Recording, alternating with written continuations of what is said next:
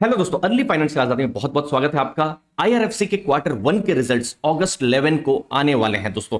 यहां पर वीडियो में हम तीन चीजों पर बात करेंगे। सबसे पहले आईआरएफसी के बिजनेस को समझेंगे, उसके बाद इंपॉर्टेंट फाइनेंशियल्स को समझेंगे और जो लेटेस्ट जो डिविडेंड है फाइनेंशियल ईयर 23 का, उसके बारे में हम चर्चा करेंगे दोस्तों। तो देखिए, जब हम इंडियन रेलवेज की बात करते हैं, उनके अगर फाइनेंसिंग के सोर्स को हम देखेंगे तो सबसे पहला सोर्स तो है खुद के उनके इंटरनल रिसोर्स। इसका मतलब क्या है, जैसे आप रेलवे में ट्रैवल करते हैं, टिकट खरीदते हैं, तो टिकट से रेलवे कुछ कमाती है, फिर मालगाड़ी होती है, वहां से रेलवे कुछ कमाती है।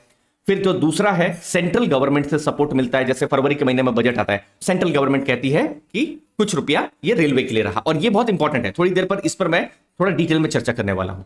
और जो तीसरा सोर्स ऑफ फाइनेंसिंग है, जहां पर रेलवे कहती है कि अब हमको और पैसा चाहिए, तो उसके लिए हमको मार्केट से बोरो करना पड़ेगा। तो भारतीय रेल डायरेक्टली नहीं जाती है, यहां पर आईआरएफसी जाती है इंडियन रेलवे के बिहाफ में, और वो मार्केट से जो पैसा है वो बोरो करती है। और रेलवे को क्या क्या जरूरत पड़ती है, जैसे रेलवे को रोलिंग एसेट खरीदना है, जो डिब्बे हैं, इंजन है, उसके लिए। और यहां पर एमओयू उनका आईआरएफसी के साथ है ही, और एक स्टेबल यहां पर आईआरएफसी को भी इनकम आती रहती है, उनको रेंटल आता रहता है। ठीक है, ये सिंपल मॉडल है। अब हुआ क्या है, पिछले कुछ सालों से डिसबर्समेंट बहुत बढ़ा है। इसका मतलब क्या है, आईआरएफसी ने अच्छा खासा डिसबर्समेंट किया है। मतलब रेलवे को, जैसे फाइनेंशियल ईयर 21 की बात करेंगे, 1,04,369 करोड़ के यहां पर डिसबर्समेंट हुआ था। रेलवे ने अच्छा खासा यहां पर जो एक्स्ट्रा बजटरी रिसोर्स जो है वो जो आईआरएफसी ने इकट्ठा करके दिया था, तो ये अच्छा भी है, आईआरएफसी के लिए अच्छा है। जितना ज्यादा डिसबर्समेंट होगा उतना अच्छा है। इनफैक्ट किसी बैंक या एनबीएफसी को आप जब एनालाइज करेंगे तो जरूर देखिए कि उनका डिसबर्समेंट का कैसा ग्रोथ हो रहा है।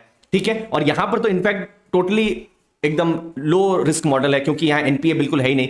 आईआरएफसी का कस्टमर कौन है, एक ही कस्टमर है, वो है इंडियन रेलवेज, और इंडियन रेलवेज से वो एनपीए होने की उम्मीद लगभग ना के बराबर है।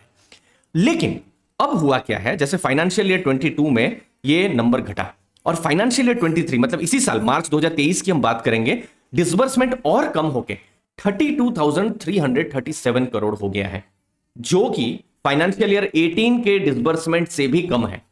अब ये चीज को थोड़ा समझना और इंपॉर्टेंट हो जाता है। अब डिसबर्समेंट कम होने से इंपैक्ट कहां पड़ा है, प्रॉफिट्स पर भी पड़ा है। अब देखिए, जैसे मार्च 2018 के समय में 2000 करोड़ का उनका प्रॉफिट था, और मार्च 2022 में आप देखिए प्रॉफिट बढ़कर 6089 करोड़ हो गया। बहुत ही अच्छा प्रॉफिट ग्रोथ हुआ है उनका।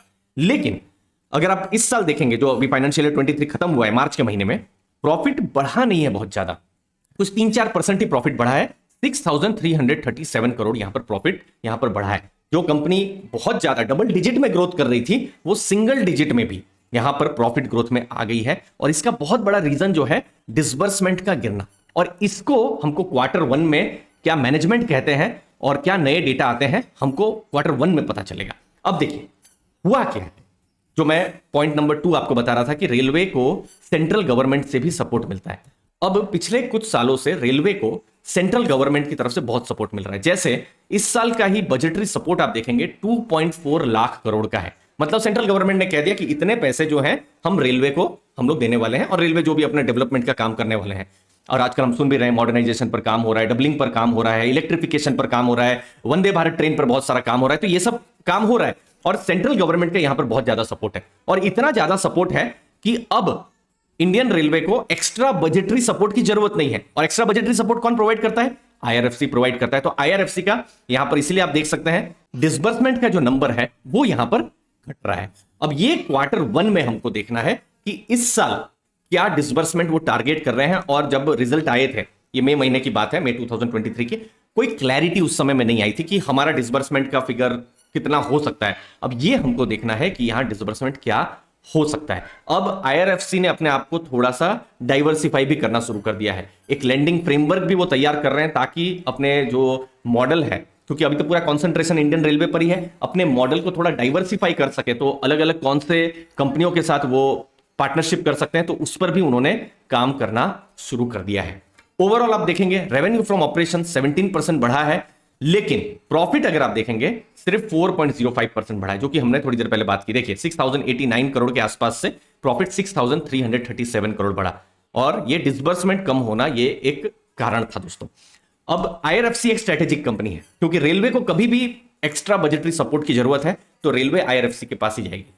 इस मोमेंट पर रेलवे को ऐसा लग नहीं रहा है, क्योंकि रेलवे को ऑलरेडी सेंट्रल गवर्नमेंट से सपोर्ट मिल रहा है। तो ये हमको ट्रेंड देखना पड़ेगा Q1 में, 2 में, 3 में हमको और ज्यादा पता चलेगा कि किस हिसाब से रेलवे IRFC का सपोर्ट यहां पर ले रही है और IRFC कैसा यहां पर मार्केट में भी खुद जो है बोरो जो है वो कर रही है। बाकी अगर आप रिटर्न रेशियोज देखेंगे तो मजबूत रिटर्न रेशियोज हैं। रिटर्न ऑन इक्विटी 14.66 मजबूत कहा जाएगा। यहां पर रिटर्न ऑन एसेट्स 1.35% अच्छा यहां पर कहा जाएगा दोस्तों। मार्जिन्स बहुत ज्यादा नहीं है लेकिन ये ऑलमोस्ट रिस्क फ्री बिजनेस है।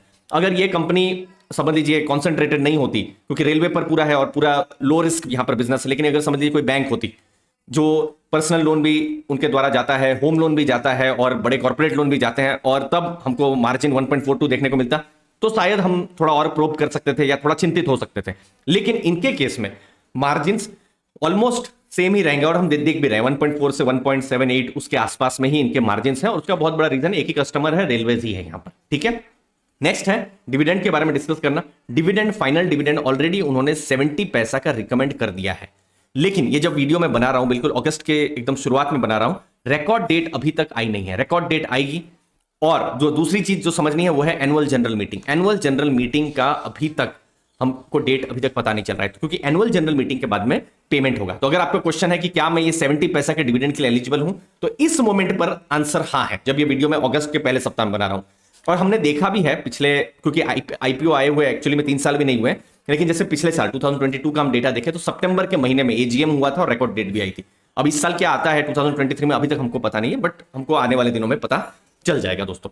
टोटल डिविडेंड देखेंगे 80 पैसा का एक डिविडेंड आया भी था, तो टोटल 1 रुपीज 50 पैसा का पूरे साल में IRFC की तरफ से डिविडेंड आ रहा है। बहुत सारी चीजें हमको 11 अगस्त में पता चलेगा, डिस्बर्समेंट के बारे में, ग्रोथ के बारे में हमको पता चलेगा। मुझे उम्मीद है इस वीडियो से आपको मदद मिली होगी। सब्सक्राइब करके रखेगा अर्ली फाइनेंशियल आजादी।